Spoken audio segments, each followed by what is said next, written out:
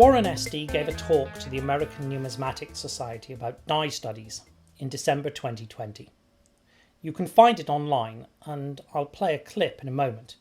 He focused on two aspects: the inter-die analysis that looks at die groups and links, and the statistical meta-die analysis, which looks at the overall size and distribution of a sample.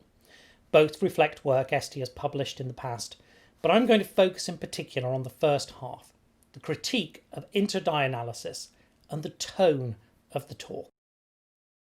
But you and I now can get high resolution pictures, and we can look at things like beating and decide if they are or they aren't. And I don't know. I'm not going to make my decision. You can make a decision. But I am going to say things can go wrong in a die study. It is hard to identify dies. Not just hard, but some published work has some identities wrong.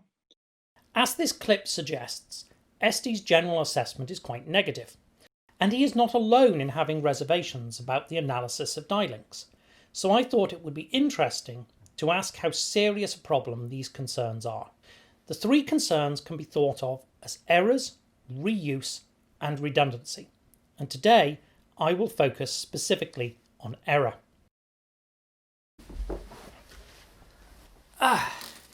So I wanted to do a little bit directly to camera just to remind you that I'm not some disembodied voice of authority behind the slides, objectively telling you how it is.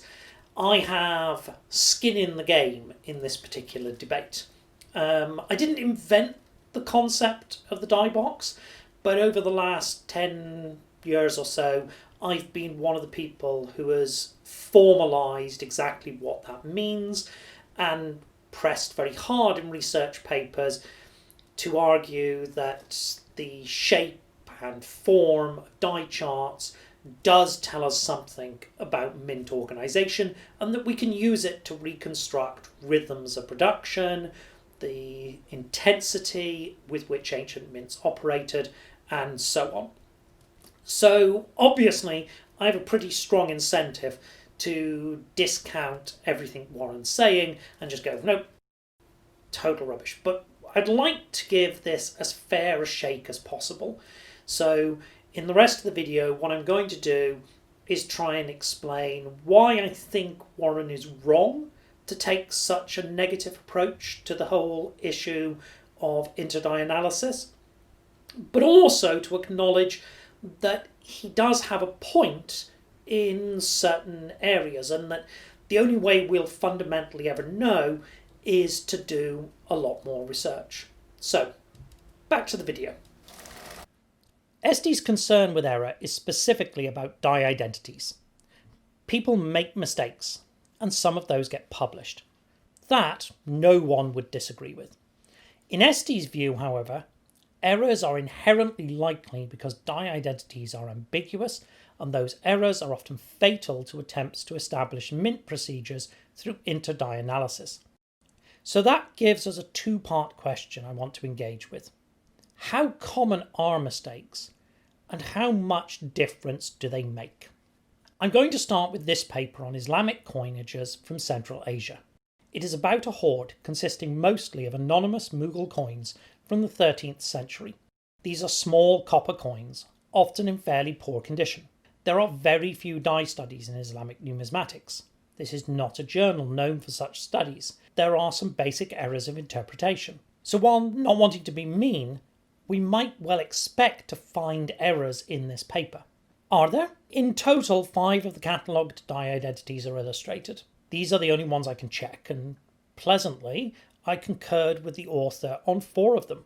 Obverse A, yes, this one is obvious. Hopefully you can see these are struck by the same die. Quickly on to reverse D. Yes, this one's a little bit trickier. Coin on the right is probably struck later than the coin on the left and may have experienced more wear, both of which tend to cause line elements to spread out or flatten. This explains apparent differences such as the border on the right, and there is a slight striking effect which has caused some characters to not quite form properly on the left. But it is still fairly clear.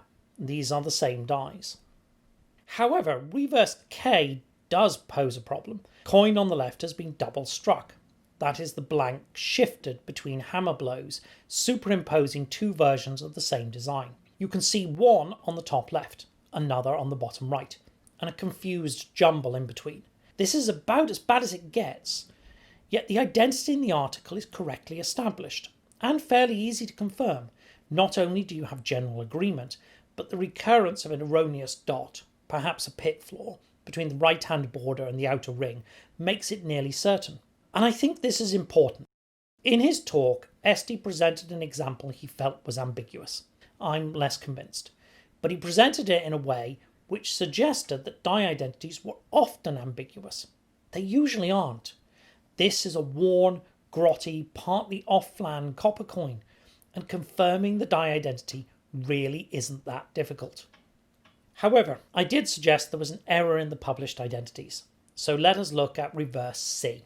3 coins from this die are illustrated in the article, and I'm hoping that it is obvious to you that the coins on the left and right are struck by the same die. If it is not, then pause the video and take a look at the parts I am highlighting. However, it should also be apparent that the middle coin clearly does not share a die identity with the other 2. If you look at the top of the border, you can see the ornamental element is scalloped. So what is the error here? Well, if you look at the whole plate, you can see that figure 6 is actually a repeat of figure 5. I've done this myself. It's so easy to simply put the wrong image in the wrong place. Which brings us to the second part of the question. Does this error matter? The author has included a die chart showing the die links, and we can take a look at that. As we can see, it is not a very complicated chart. The sample is moderately good. We usually measure this in terms of the average number of examples of each obverse die, N over D, which in this case is 5.32, though possibly 6.31 if obverse and reverse are the wrong way round here. There will be some dies and some links that are currently unknown to us, but what is really notable here is the total absence of any die groups. We have an isolated obverse, some isolated reverses, but nothing more complex. This type of diagram is sometimes called discontinuous. The assumption is that it represents a minting procedure which stops and starts, one that has a relatively low intensity of production. I can express this numerically, but I'm not sure I have much faith in the formula, and I think visual patterns are a better approach. What about the specific error?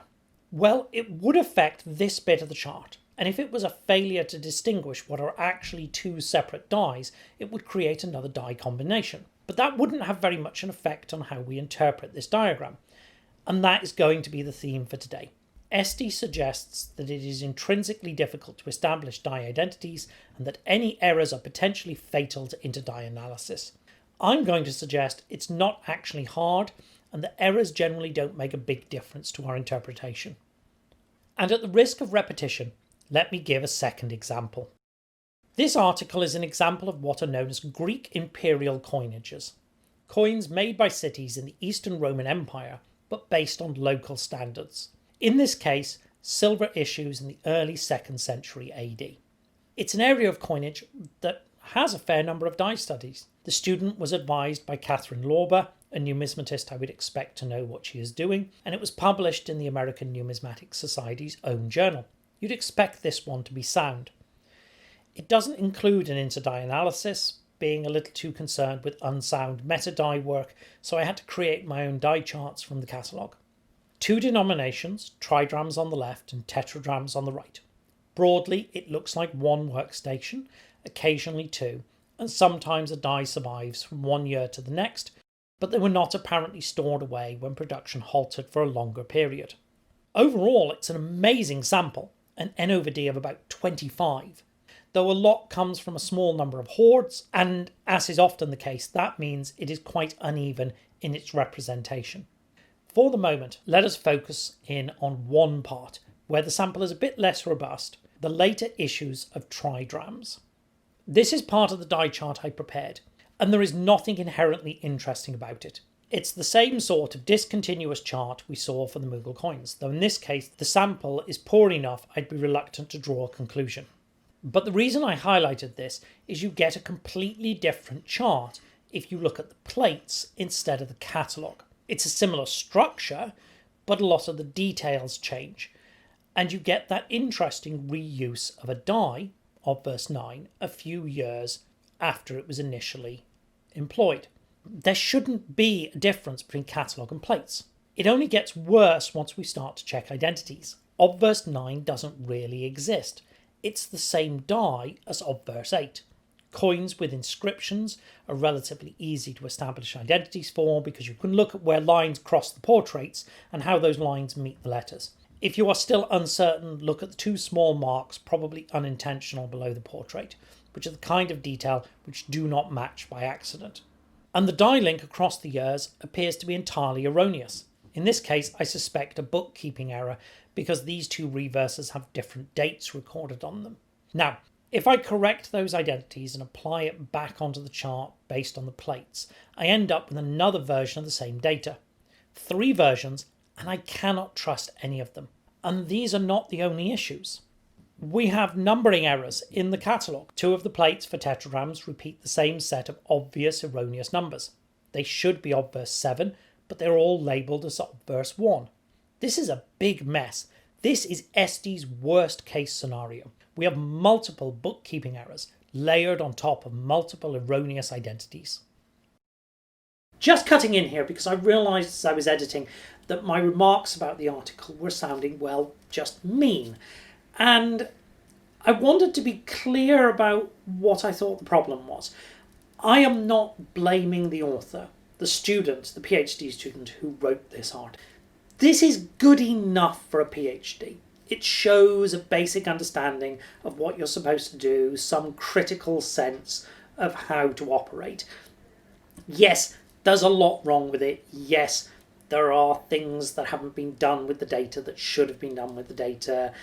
It's a little bit naive, but ultimately a PhD student is still just a student, and so you don't expect results you would expect from somebody with 10 or 20 years experience out of them. No, the problem here is that 2 PhD examiners saw this. The editor of a major numismatic journal saw this. 2 peer reviewers saw this. That's 5 people, all of whom, if they were qualified to do those jobs, knew how to do a die study. And none of them, not a single person, bothered to do the most basic checking of the die identities in the plates. None of them. And that's just not good enough. And that, to me, is a much more serious problem than the problem Warren is concerned with in his video about whether or not people make mistakes. I've made all the types of mistakes that appear in this article. But how did this many of them get through that process of checking? Why were none of those people doing their jobs? Yet, despite this being about as bad a scenario as we can imagine, the 3 charts present the same basic visual pattern. Yes, the details have changed, but we wouldn't draw a different conclusion. Though, let's be clear, you really shouldn't be drawing any conclusion from a study with these flaws. But there is nothing special about interdie analysis in this respect. Okay, one last example from the other direction this time. In 2012, I published a piece discussing the coinage of Herod and argued it was produced very rapidly based on the die chart. In fact, I used the article to expand on the theory of how you did that, which I had published a few years earlier. But this wasn't my die study. It was data from an excellent study of the coinage performed by Ariel and Fontenelle, which was not published until after I had given the talk. So, and this shouldn't be surprising, I know there are discrepancies between the published catalogue and the charts I discussed. I don't own a copy of the catalogue, so cannot check the details. Let's look at a section of the die chart in my article. This section has a pattern that indicates 3 workstations. Are some of the links wrong? Probably. Would removing one change the interpretation? Yes, but not much. Sure, you could eliminate a link and remove the element that indicated 3 workstations, but you would still be left with a complicated 2 workstation arrangement. It would still be a rapid production. Compare it with the chart for the Mongol copper we saw at the beginning. Even half a dozen erroneous identities doesn't reduce the Herod coinage to that. Likewise, you would have to add at least 6 links to the Mongol example, and they would have to be exactly the right links to make it a similar pattern. So, let's wrap this up. Yes, errors happen. They happen in both die identities and in bookkeeping, but they are not a function of die identities being ambiguous. They are just mistakes in large bodies of data. Yeah, and yes, if there are enough errors, it can fundamentally undermine a study, but there is nothing special about inter-die analysis in that respect. 1 or 2 errors are not going to alter our understanding of a die chart any more than they would throw off the statistics. You think it needs an afterthought? It's already quite a long video. I suppose that's a reasonable point. So, when I first started recording this video, I was originally going to break it down into 3 parts and tackle each of the criticisms that I felt that Warren had made in the ANS video. The paper by Heyman was going to be for the second part, talking about reuse, because you see those coins all have dates on them, so if you store the die away and pull it out much later, it's going to be very obvious. It was only really a basic due diligence check that caused me to take a glance at the plates and just check a few of the die identities, and that was when I discovered the massive can of worms that paper represented. But that also, I think, made me think again about the basic question of error. I think my conclusion in the video is still right. Errors happen, but they are not as fatal as Warren thinks they are. But there is a problem here. I don't think the problem is error per se, and I don't think it would be fixed by putting the data into a repository. Say that all the data from this particular die study was in a repository and I was able to go and check that and look at those bits one by one. I could redo the whole study, but why should you trust my study any more than you would have trusted the first study? You don't know that I'm more correct. I could have made other errors. I might have made more errors. So I think the real problem that this paper raises is robustness. How do we know that published die studies are robust? How do we know that while they obviously will contain some errors, they don't contain such a proliferation of errors that they render it impossible to actually use the data? I don't have a good answer to that. Repositories would be nice, but I don't think they solve it. Peer review clearly doesn't do the job. Maybe you could have people who are familiar with die studies double check the die identities, and they could have to sign off publicly to say, yes, we concur on the die identities for this study. That might be a solution. But I think it's an interesting question, and it's not one that's unique to numismatics. Medical sciences, psychology, experimental sciences of various sorts have been struggling with these types of problems for decades now, that they just can't be confident in the robustness of published data, and they haven't found a really solid solution to that. And I don't think numismatics will find one quickly. But it is an interesting question. It's an important question, and I'm glad that Warren's talk made me think a little harder about it. Will I get round to talking about reuse and redundancy in one of these videos at some point?